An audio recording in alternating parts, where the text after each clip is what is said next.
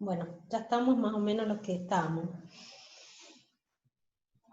Entonces, una vez que creé, habíamos quedado en que esta parte la vimos bien, ¿sí? El primer método del constructor, el director invoca el método construir producto. Lo primero que hace el constructor concreto es crear el objeto que tiene que crear, que es la pantalla de catálogo resumen web. Y después el director va invocando del constructor cada una de las partes que tiene que construir y las va agregando, invoca el método agregar correspondiente de el objeto que estamos creando. Entonces, construir sección y agrega las secciones, construir artículo, agrega el artículo, y en el caso de la imagen, este método lo tiene el constructor, pero es un método vacío, porque se acuerdan que el catálogo, este resumen web, no maneja imagen. Finalmente, el gestor invoca el método del constructor obtener el objeto, ¿sí? Obtener el producto, que es la pantalla que creamos con toda la información, y por último, el gestor, que es el contexto nuestro, invoca el método publicar para que se pueda publicar el objeto que acabamos de crear. ¿Está bien, chicos? ¿Está claro? Eso es todo el builder. ¿Qué tienen que tener en cuenta para cuando hacen el builder? Lo más importante es identificar las representaciones. Una vez que ustedes identifican las distintas representaciones, es como que, digo, acá tienen que ir al revés. Tienen que, en este caso, identificar estas tres representaciones. Una vez que tienen en claro cuáles son las representaciones, tenemos que armar los constructores o los builders concretos, ¿sí? Entonces, cuando armamos los builder concretos, ¿qué es lo más importante? Darse cuenta cuáles son las partes que son comunes a todas las representaciones y armar, construir parte 1, construir parte 2, ¿sí? Con las partes identificadas. Eso a veces suele ser lo más difícil, ¿sí? Y para cada parte saber qué datos del caso de uso estoy necesitando para construirla, ¿sí? Entonces, todas esas construir partes las voy a tener acá en la interfaz abstracta. Y por último, el director siempre es igual, digamos. Tiene los mismos métodos, esto no cambia. ¿Está bien? Lo difícil acá es esto. Entender las representaciones, descubrir las partes, y después todo el resto es lo mismo. Y las dinámicas son siempre muy parecidas. Si ustedes identificaron correctamente las partes, y les dicen cuál es el producto que tienen que crear, todo esto es muy sencillo, esto siempre pasa de la misma manera, el mismo orden, ¿sí? Acá por ahí, ¿qué puede ser difícil darse cuenta cuando tienen un loop, o cuando en el caso, por ejemplo, de las secciones, uno construye fíjense que es un array de secciones, entonces agregás muchas secciones, ¿sí? En el caso del artículo tengo como muchos datos, una matriz con artículos, y también, estas son por ahí las cosas más complicadas de darse cuenta en el builder, pero el resto es como bastante mecánico y sencillo, desde más o menos simple. ¿Dudas hasta acá? ¿Podemos ir con el último patrón? ¿Me están escuchando? Sí, profe, se escucha. Ah, bueno. Bueno, ¿hay dudas, chicos? Vamos con el factory. Vamos con el factory. Bueno, este es el factory method. Sí, a veces se corta un poco, pero en general vamos bien. Bueno, este patrón, ¿se acuerdan como cuando vimos el template method? Este también es un patrón de tipo method. Cuando se llaman method, quiere decir que es a nivel de método, ¿sí? Es un patrón que se implementa. Vieron que el builder tenemos como muchas clases y cosas. es como la granularidad más fina que podemos tener el patrón porque se implementa a nivel método. Y también es un patrón de construcción. ¿Cómo es el tema con el factoring method? Cuando nosotros tenemos acá un ejemplito, no sé si han visto, han podido entrar a la página Refactoring Guru, está hermosa, la verdad que tiene unas explicaciones muy lindas, como más amigables que el libro de Gama, que da siempre esos ejemplos abstractos de editores de texto, y qué sé yo, este da como ejemplos más palpables, más de negocio. Entonces, bueno, ustedes imagínense que desarrollaron una aplicación de logística donde han hecho toda una cantidad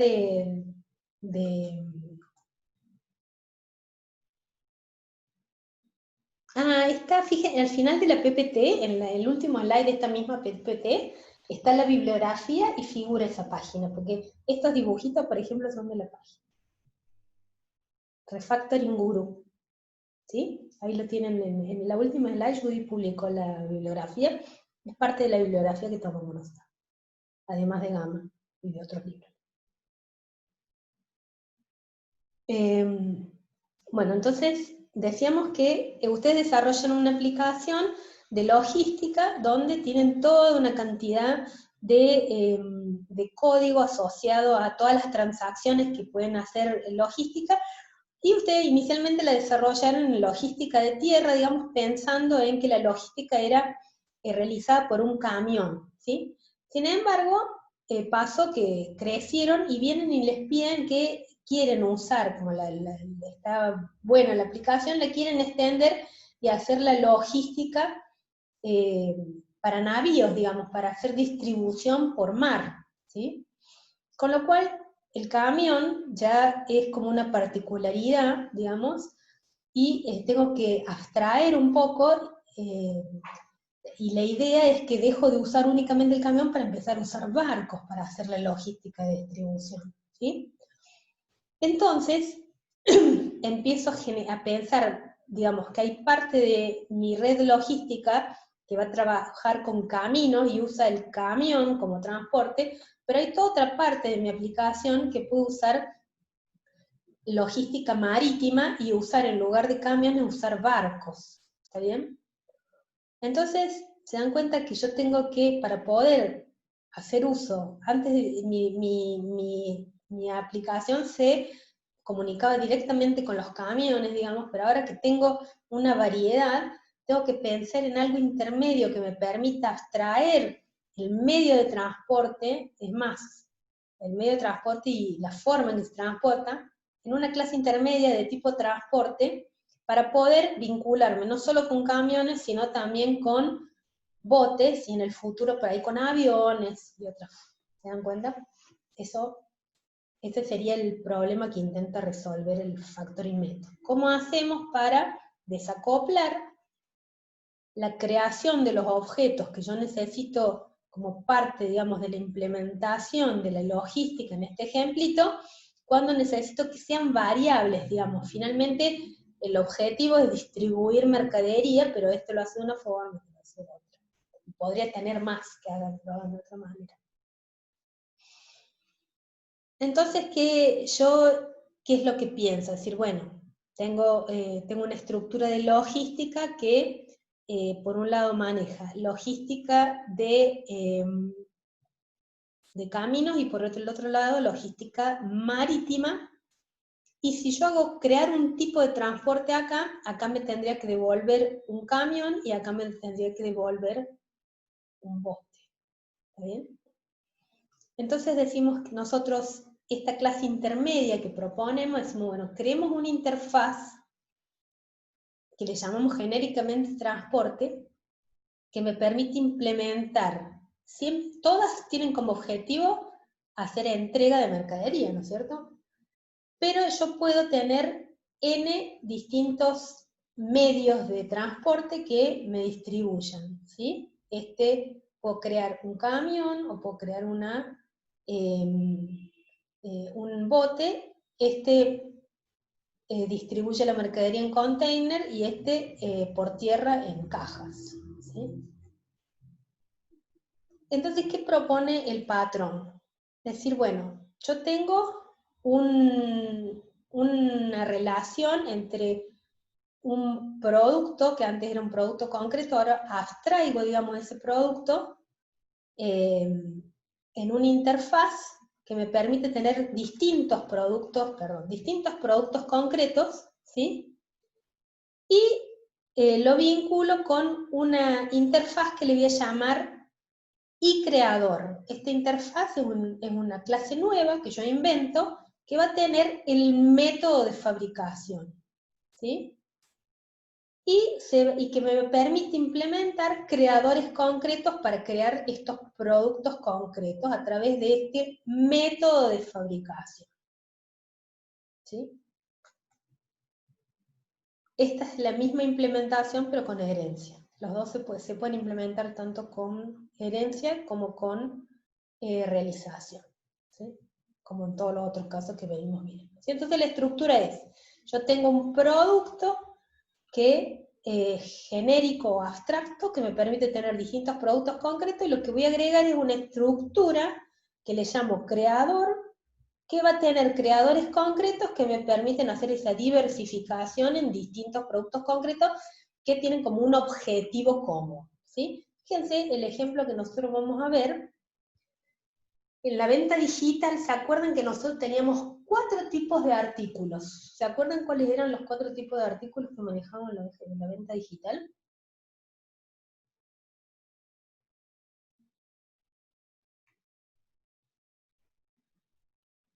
Nadie se acuerda. Teníamos libros, teníamos música, juegos y películas, ¿sí? Entonces, ¿el comportamiento del artículo en toda la red de comercialización es la misma? Sí, es la misma, pero son artículos diferentes y tienen algunas particularidades distintas, ¿sí? Entonces dice, implementar la creación de un nuevo artículo sin que en tiempo de compilación sea necesario determinar cuál es el tipo de artículo que se va a crear, ¿sí? ¿Para qué? Para no tener los if, ¿sí? Si va a crear un libro, entonces pedirle estos datos. Si va a crear esto, ¿sí? Entonces, ¿qué hace este patrón? Evita, me difiere que yo en tiempo de compilación necesite tener toda esa estructura de if. Yo me deshago de esa estructura de if y a través de ese patrón nuevo, con esa clase creador que tengo ahí al medio, me permite diferir y en tiempo de ejecución crear el artículo, ¿sí? En el último momento crear el artículo sin haberlo definido antes. Miren, acá está la estructura un poquito del caso de uso, registrar artículo, ¿ven? En el caso de este es el artículo en el está implementado con una herencia, ¿sí? El artículo era abstracto, y heredaban el juego, heredaba la película, el libro y la música, y hay otras clases que me dan otros datos que necesita el artículo, y algunos datos propios de cada uno de los distintos tipos de productos, ¿sí? Este es la pantalla y el gestor del caso de uso que me permiten crear un artículo, ¿sí? Y estos son datos particulares en el caso del libro que los otros artículos no tienen, ¿sí? Esa es la estructura base de cómo estaba el caso de uso de este registrar artículo.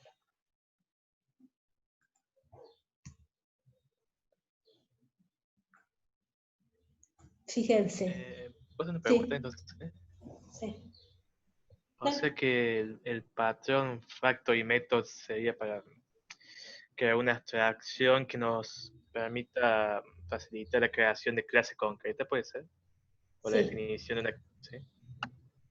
Así, De algo clases así sería. concretas que tienen alguna relación entre sí, ¿no es cierto? En este caso son todos artículos, ¿sí? En el caso anterior eran todos tipos de transporte. Es la creación de objetos que tienen una relación con el dominio de aplicación, todas, y un comportamiento que vale la pena, digamos, tener la abstracción de todo juntas, como en el caso del artículo, como en el caso del transporte, ¿se entiende? No cualquier artículo. ¿Se entiende? No sé quién preguntó. Sí. Bueno. O sea, hay una abstracción común a las partes. Exactamente. Tiene que haber una abstracción y un comportamiento similar. En el caso de los artículos, a los efectos de la venta digital, todos los artículos se comportan igual, ¿sí? O sea que tiene sentido eso, y en el caso del transporte lo mismo, digamos, ¿sí? Todas las transacciones van a ser muy parecidas, nada más que el tipo de artículo difiere en algunos datos en particular. Entonces, en este caso, este caso modela el escenario de un registrar artículo, que finalmente el artículo es un libro, ¿sí? Entonces, fijémonos cómo vamos a la dinámica, que es lo que más se entiende, ¿sí? Primero, miremos la estructura de cómo implementamos acá el patrón. Nosotros tenemos, los que están en rosadito son los que nosotros ejecutamos, ¿sí? Fíjense, los que están en lila son las generalidades. No lo puedo mover. ¿Lo dejé fijo?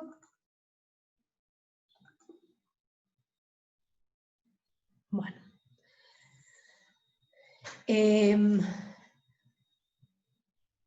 Nosotros tenemos, ¿se acuerdan la estructura artículo? Esto ya venía en el dominio, el artículo, y de él heredaban los productos, el producto película, libro, música y juego de video, ¿sí? Para crear cada uno, para crear un libro yo tengo un gestor de libro, para crear la música un gestor de música, no tengo un solo caso de uso, sino que tengo que tener, como es, fíjense que es, son la relación entre gestor libro y gestor artículo. Esta es una realización, ¿ven?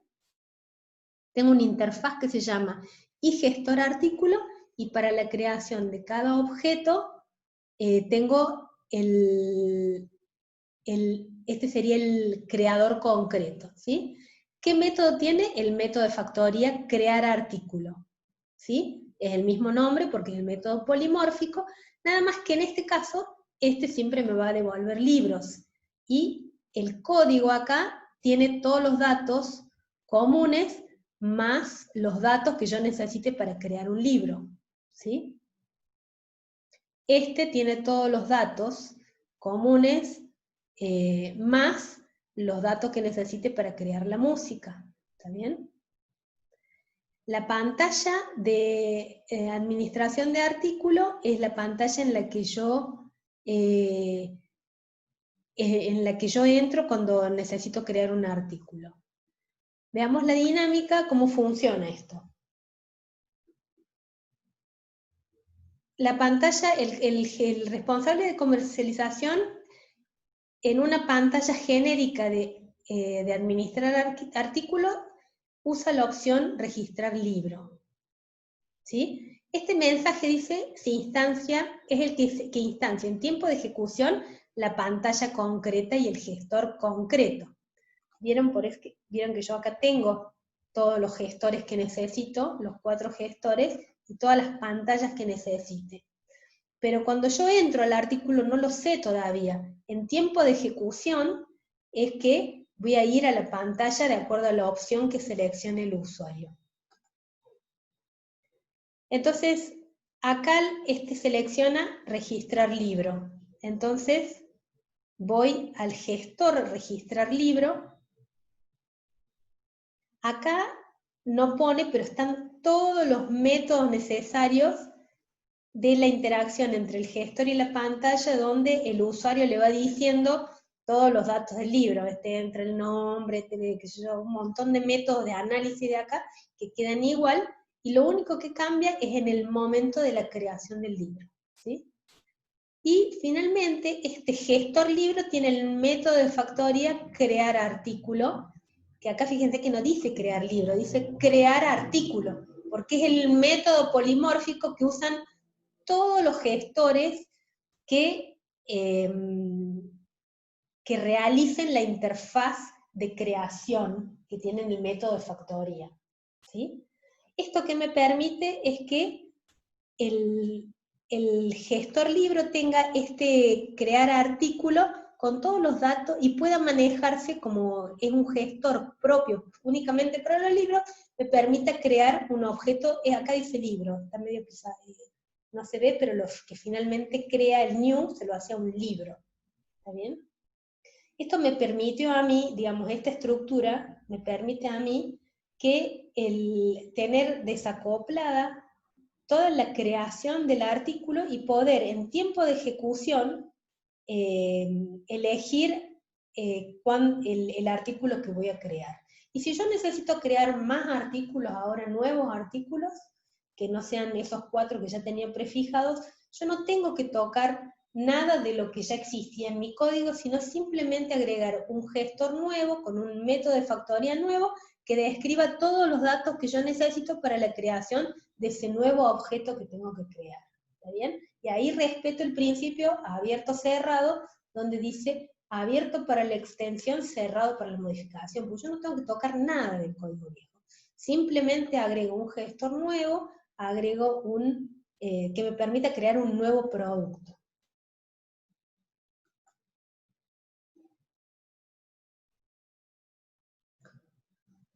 Entonces dice, bueno, ¿cuáles son las ventajas? Evita el acoplamiento estrecho entre el creador y los productos concretos. ¿Sí? Antes, ¿quién creaba? Antes yo tenía un caso de uso que creaba normalmente, como me imagino, si yo no tengo esta estructura, ¿cómo tendría que tener? Y tendría que tener, de nuevo, lo famoso, una estructura case, o una estructura if. Si va a crear un libro, bueno, pedirle todos estos datos, todo esto, ¿sí? Ahora eso, con esta forma, me permite desacoplarlo. El principio de responsabilidad única también, digamos, cada uno de los creadores tiene la responsabilidad de crear ese artículo y tiene el comportamiento necesario para ese artículo. Entonces, la única razón para cambiar que tendría esa clase es cuando cambia algo del libro, digamos, se agrega algún atributo nuevo al libro, ¿sí? Que era un poco lo que persigue el principio de la responsabilidad única, que tengamos un solo motivo para cambiar. Y el abierto cerrado, bueno, el que ya lo vimos antes. Bueno, el código es es más complicado porque vieron que tengo que meter por lo menos 4 nuevas clases, ¿sí? Tengo todos estos nuevos, antes yo lo manejaba con un solo gestor, y ahora lo manejo con más clases, cada una muy especialista en lo que hace, y si cambia algo en ese dominio, no tengo que tocar todo el resto, pero bueno, sí se me complejiza porque tengo muchas más clases que mantener. El mejor de los casos cuando se introduce el patrón, una jerarquía existente. Bueno, como es lo que les decía recién, digamos, tiene que haber alguna relación de dominio importante entre la familia esta digamos, que usa la factoría, ¿sí? Tiene que tener algún sentido de negocio, es decir, este sentido que yo le decía, los artículos todos se manejan de la misma manera para todo el resto del negocio de la venta digital, aunque un libro no sea lo mismo que la música, ¿sí? Eso se tiene que mantener para que tenga sentido el método de factoría. Bueno, basta, no avanzamos más. ¿Tienen claro, chicos? ¿Les quedó claro más o menos cómo funciona esto?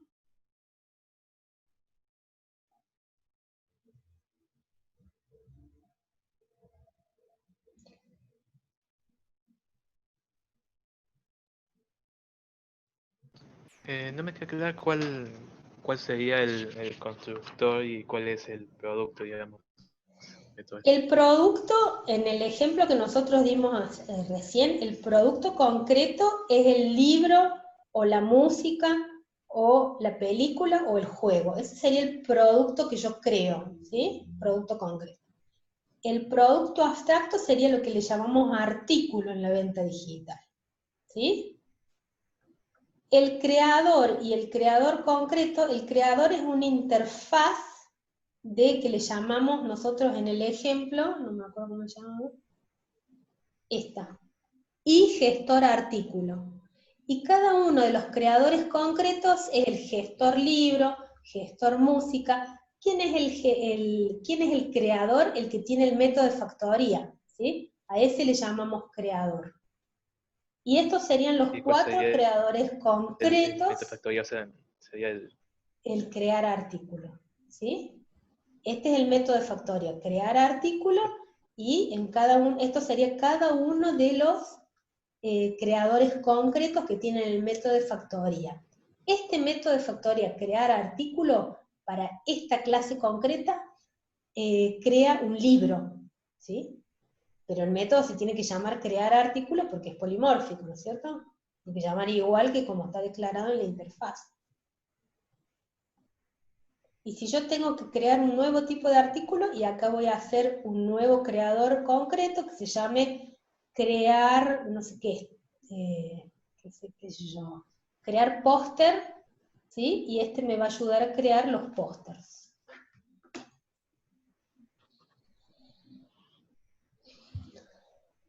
Bien. Bueno, ya les sequé la mente lo suficiente para hoy. Bueno, pero, o sea, básicamente sería para facilitar la creación de nuevos artículos, nuevos productos, sobre todo este método, digamos, este patrón. Exactamente. Para no tener, antes fíjense cómo teníamos, antes del rediseño con el patrón, vos tenías un crear artículo y tenías, seguro el gestor tenía un if, ¿sí? ¿Cómo sabía qué crear? Venía y decía, sí, vamos a crear un libro, entonces, bueno, pedile que esto. ¿sí? Sí, vamos a crear una película, pedile este dato, pedile este otro dato, ¿sí? Ahora lo que hacemos es, lo separamos en distintas clases.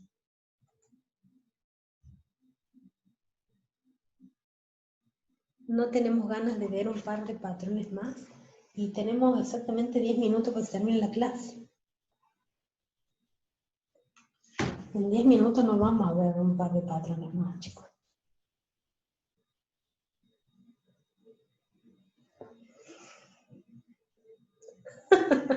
Es una broma, mira cómo caí. Sí, son secamente, chicos, los patrones.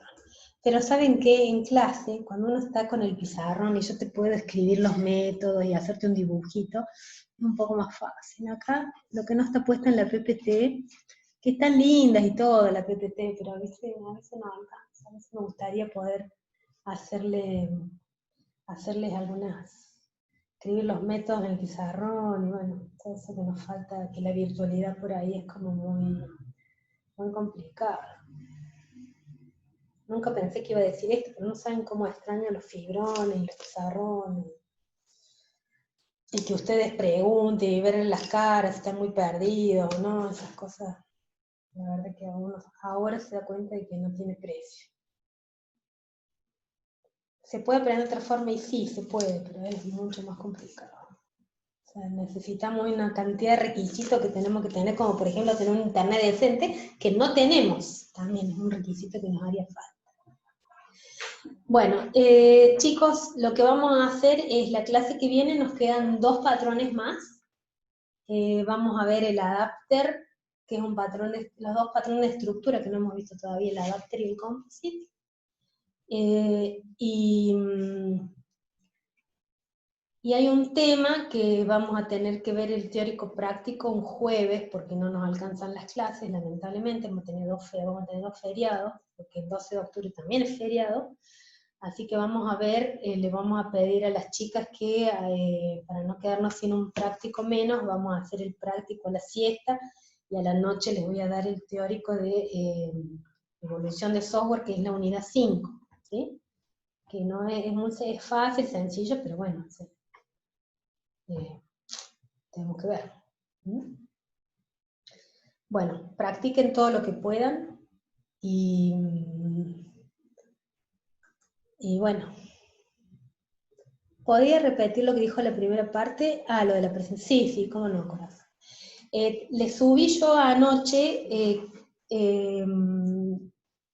un PDF que tiene cómo vamos a trabajar la unidad 4 en esta materia. La unidad 4 es los 3 workflows que no hemos visto hasta ahora del proceso unificado de desarrollo, que son el workflow de implementación, el workflow de prueba y el workflow de despliegue.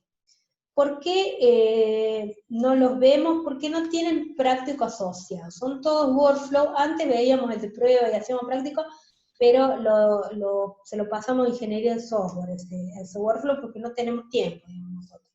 No tenemos tiempo en contenidos de ver eso.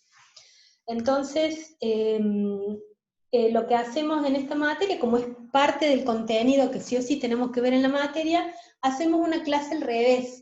Es una clase donde ustedes exponen y nosotros evaluamos lo que ustedes exponen. ¿Qué exponen ustedes? Exponen con una metodología que está explicada en el documentito que yo subí, que es parte del objetivo de la tarea que ustedes tienen que hacer, es entender esa metodología, que es muy sencilla, que se llama Pecha-Kucha. Es una forma de exponer ideas, digamos, en un tiempo cortito. Entonces, bueno, ustedes tienen que, fíjense, googlear en cualquier parte, creo que hasta Pecha-Kucha tiene como una metodología japonesa, y tiene hasta páginas y organizaciones que hacen Pecha-Kucha. Es muy sencillo y nos permite que en el tiempo de una clase expongan todos los grupos que tienen que exponer, porque es cortita básicamente. Tiene algunas pautas, ustedes tienen que cumplir con esas pautas para armar la presentación, se dividen entre ustedes en los grupos que tienen ahí en clase, y si tenemos 3 grupos en el 3K7, cada uno se agarra un workflow y listo. Si tenemos 4, fíjense, y qué sé yo, les diría que el workflow de prueba, por ahí que es fácil, pero es como el más, que tiene más cosas, se lo dividen, entonces hay 2 grupos que hacen la mitad de prueba uno, la mitad de prueba del otro. Bueno, eso ustedes, siempre nos ha pasado que los grupos se organizan bien y cubren casi todos los temas, ¿sí? Entonces, en la clase del 2 de noviembre, armamos los Zoom de manera de que ustedes puedan compartir pantalla y exponer en grupo, ¿sí? Y van hablando y cada uno va diciendo, abrimos los micrófonos y cada uno va presentando su presentación. ¿Está bien? Bueno, si tienen dudas, lean el documentito, si hay algo que no entienden, vienen y lo vemos. ¿Estamos? Igualmente, chicos, que tengan una hermosa semana y nos vemos en la próxima clase.